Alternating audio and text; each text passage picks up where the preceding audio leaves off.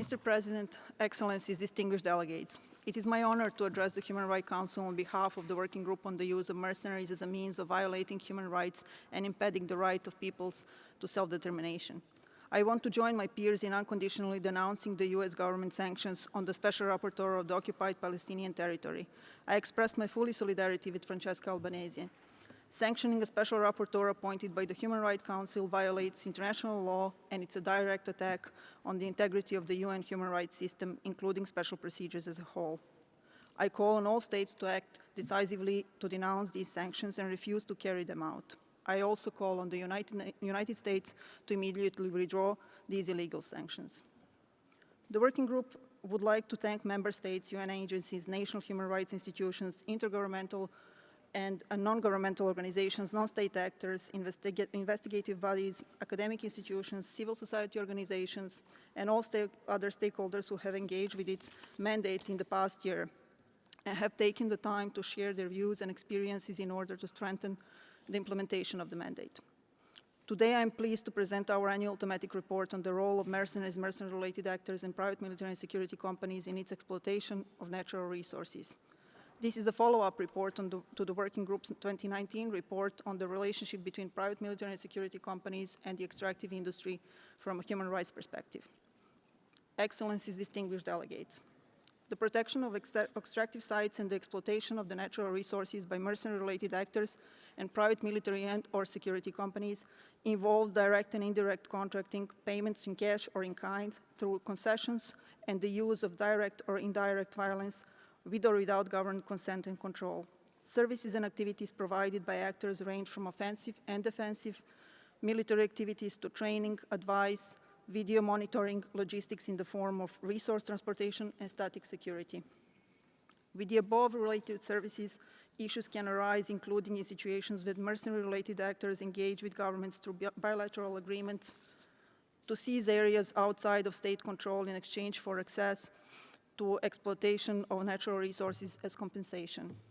Impact to local populations' human rights can be devastating when mercenary-related actors not recruited by states but operate within them are considered as rebel groups.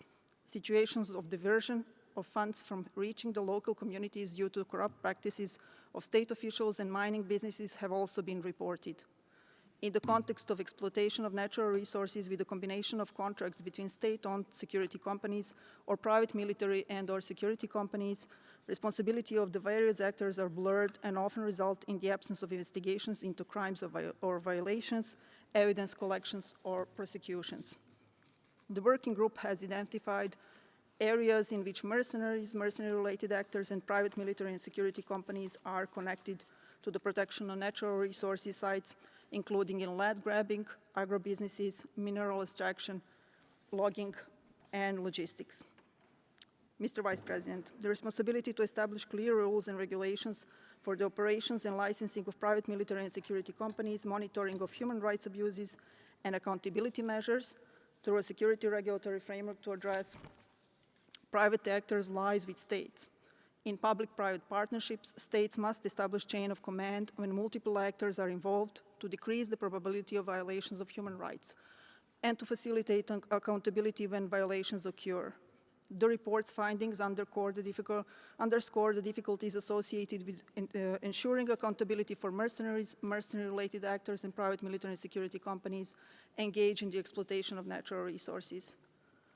While there are existing international frameworks to regulate the operations of private military and security companies in the context of natural resources and extractive industries, robust oversight and accountability mechanisms are critical to preventing human rights violations, particularly in the vulnerable local communities where those operations occur.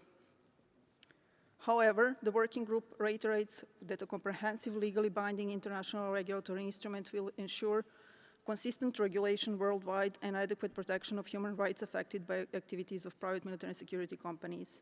In the context of the exploitation of natural resources, obligations can appear somewhat distorted, owing to the sometimes complex web of mercenaries and mercenary-related actors involved and to the relationships between governments and the private sector.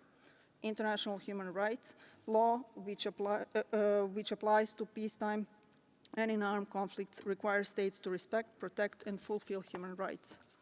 including in relation to the activities of third parties, such as business enterprises. Private actors have an independent responsibility to respect and refrain from infringing upon human rights. Victims of human rights violations have a right to effective remedies, including judicial and non-judicial remedies. Mr. Vice President, Excellencies, distinguished delegates. Let me now turn to the country visit report of the working group to Cyprus, visited from 16 to 24 January 2025. The working group is grateful for the government of Cyprus for extending the invitation to visit the country and extends its appreciation to those who made this important visit possible. The working group visited Cyprus to assess the regulation and oversight of private military and security companies, particularly in maritime context. The working group urges Cyprus to ratify the International Convention Against Mercenaries, strengthen the oversight of private military and security companies on land, ensure mandatory human rights training and vetting for private security companies' personnel, establish independent complaint mechanisms, and align maritime and land-based standards with international norms. Cyprus is well positioned to lead in shaping global standards, and the working group stands ready to support efforts to ensure those private security operations fully respect human rights. Mr. President, Excellencies, distinguished delegates, in closing, I would like to underscore the working group's appreciation to the member states who have extended an invitation to the mandate to undertake a visit to their country. During the period of review, the working group received invitations from Colombia, Guatemala, South Africa, and the United Kingdom of Great Britain and Northern Ireland. I look forward to fruitful interactive discussion with you and remain open for your questions and comments. Thank you for your attention. Thank you.